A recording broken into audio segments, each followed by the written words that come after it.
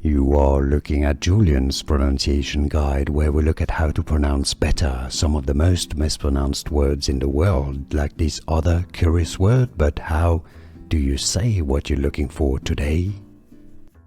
A beautiful name we have here, but how do you pronounce it? Let's break it down. There are indeed different pronunciations, but I believe this is a name of Japanese origin, so it's a girl's name, and meaning palace or shrine.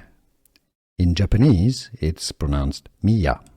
So therefore, in English, it's commonly pronounced as Miya, but because it's been adopted in English as well, it's sometimes pronounced as Maya in English. So two different pronunciations, Miya or Maya. How do you pronounce it yourself? Let us know in the comments and where you're from as well, so we learn and we know a little bit better from you how to pronounce it correctly, your own pronunciation.